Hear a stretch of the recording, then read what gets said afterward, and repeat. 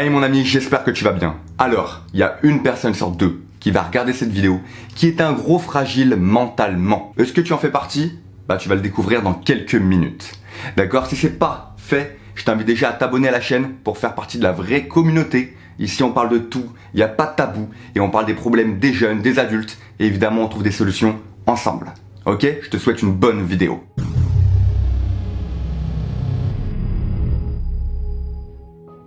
Alors, j'aimerais te parler du terme fragile. Parce qu'en 2020, dès qu'un mec ou une fille va extérioriser ses émotions, va montrer qu'elle se sent mal, qu'il y a une humeur, une petite angoisse, une émotion forte qui est en elle, on la considère directement comme quelqu'un de faible, et donc de fragile mentalement. Donc par exemple, ah regarde, il y a Thomas, il vient de se faire larguer par sa copine, il est tout triste. C'est quoi ce fragile? Tiens, regarde là-bas, il y a Margot, oh là là, elle a peur de rater son examen depuis des jours et des jours. Elle est en plein stress. C'est quoi cette fragile? Ah, et encore là-bas, il y a Axel. Ce mec, ça fait 4 mois, il est déprimé, il doit avoir des petits problèmes personnels à régler. Mais c'est quoi ce gros fragile? Hey, on est entouré de fragiles. C'est quoi ce délire? Donc, selon l'être humain en 2020, alors je parle pas de l'être humain en général, peut-être que t'en fais pas partie parce que tu regardes ma vidéo, donc c'est déjà que t'es un peu ouvert d'esprit. Mais selon l'être humain, on est un fragile lorsqu'on va ressentir une émotion forte, qui est totalement normal, et qui a un impact sur notre humeur, sur notre morale, et qui peut faire que pendant une petite période, on est stressé, on se sent pas bien. Et donc je vais être clair, et je vais te donner des chiffres qui sont véridiques, tirés d'études très sérieuses. En France, 28% des jeunes avouent avoir des problèmes personnels qui les empêchent de dormir la nuit. 11% des êtres humains vont vivre une dépression au cours de leur existence. Un jeune sur 30 va malheureusement perdre un de ses parents pendant son adolescence. Et il ne va pas oser en parler à ses proches ou à ses amis, par peur de passer pour un gros fragile. Et enfin, un jeune sur deux va vivre une expérience de rupture amoureuse complexe, difficile, et il ne va même pas accepter cette émotion négative qu'il a. Je te parle pas aux yeux d'autrui, pas devant les gens, mais il ne va même pas l'accepter lui-même, que c'est une expérience dure. Pourquoi? Pour pas paraître fragile devant son miroir, devant sa famille, devant ses potes. Un exemple tout bête que tu as déjà vu dans ton entourage, c'est peut-être un jeune ado, un jeune mec qui se fait larguer par sa copine et qui arrive pas à en parler, qui arrive pas à accepter ce qu'il ressent. Et donc, au lieu justement de montrer son chagrin, il le refoule et le chagrin va se transformer en colère. En colère contre qui? T'as déjà pu le voir. Peut-être contre toutes les filles de manière générale. Et comme il n'a pas accepté ce qu'il ressent, pour pas paraître fragile, pour sa fierté, pour ses potes, il va traiter toutes les filles de bip, de bip, de bip. Il aura de la colère contre toute la gente féminine. Il voudra même plus se mettre en couple parce qu'il a même pas fait le deuil de sa relation pour ne pas accepter ses émotions. Ah, c'est plus facile ça, Alors les gars et les filles, pourquoi je vous dis ça aujourd'hui? C'est parce qu'il a fallu des dizaines et des dizaines d'années pour en France reconnaître en tout cas le viol, l'agression sexuelle comme un véritable problème. Ce que je veux dire, c'est qu'à l'époque, une fille qui se faisait agresser sexuellement, et je veux pas vous faire peur, mais en France, 12% des filles ou des femmes se sont déjà fait violer. C'est vraiment énorme ce chiffre. Et bien à l'époque, quand elles en parlaient, que ce soit à la police, à leurs proches et tout, on n'arrivait pas à comprendre. D'accord, mais comment ça arrivé? Mais pourquoi tu te plains? Blablabla. Enfin, c'était normal, on n'arrivait pas à parler de ses problèmes. Aujourd'hui, si une fille vient t'en parler, évidemment que tu vas la comprendre, tu vas avoir de l'empathie, tu vas comprendre sa douleur interne, parce qu'elle a connu un choc physique, mais surtout un choc mental énorme. Exactement pareil pour une femme battue, une femme qui s'est fait battre et qui vient de voir mon mari me bat. Évidemment que c'est très dur mentalement pour elle et que tu vas trouver une solution. Tu vas dire, t'inquiète pas, on va en parler calmement, on va voir quel numéro de téléphone appeler et compagnie. Mais alors, j'aimerais te demander, pourquoi on fait pas exactement pareil pour tous les problèmes personnels, pour tous les problèmes qui peuvent paraître graves? Et moi je pense fortement qu'on devrait pouvoir parler de n'importe quel mal-être, de n'importe quel problème personnel, que ce soit une anxiété, un deuil, une rupture amoureuse, même des problèmes sexuels, mais comme on parle d'un viol ou d'une femme qui a été battue.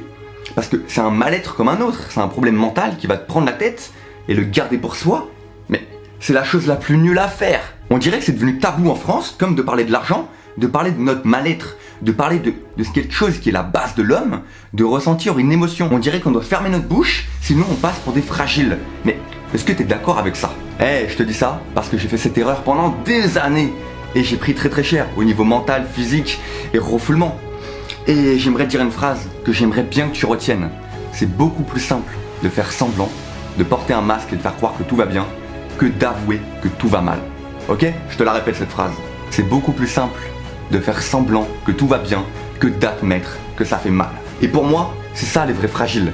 Les vrais fragiles, c'est ceux qui se lèvent le matin, qui ont des difficultés, des problèmes personnels et qui disent non, non, non, je veux me créer une image, je veux pas paraître pour un faible, je vais faire semblant que tout va bien. Mais ça, c'est la simplicité. Mais c'est le truc le plus simple à faire. Un vrai bonhomme, quelqu'un de pas fragile, c'est quelqu'un qui va se lever et dire ok, je vais mal, j'ai tel problème, je vous l'avoue, nanan, mais je fais quand même ma journée. On en parlera plus tard, j'essaye de travailler sur moi. Si vous avez des conseils à me donner, on peut en parler, c'est avec grand plaisir. Mais je fais ma journée et j'avoue que je vais mal.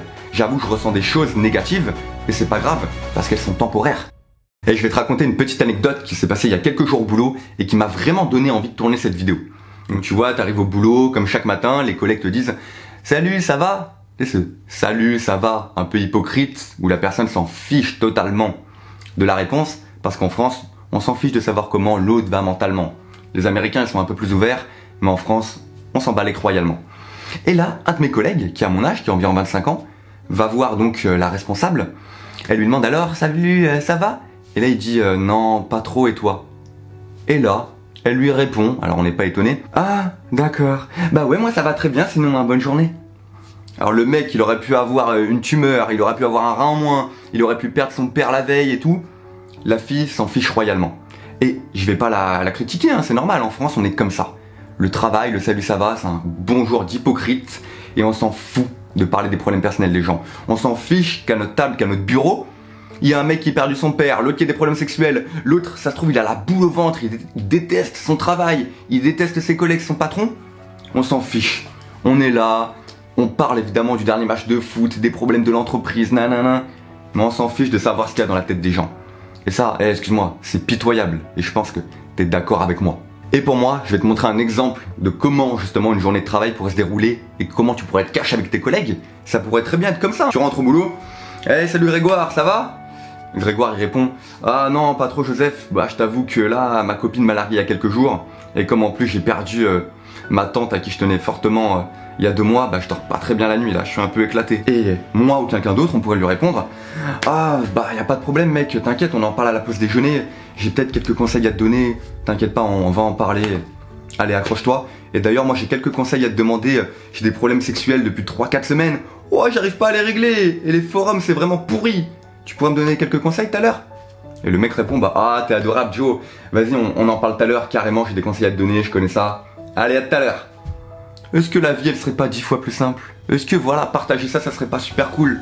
Ça se trouve t'as un groupe toi de 8-9 amis, vous osez jamais en parler alors que les 8-9 amis ont plein de problèmes personnels, et en parler ça rendrait votre groupe de potes hyper unis, hyper fort.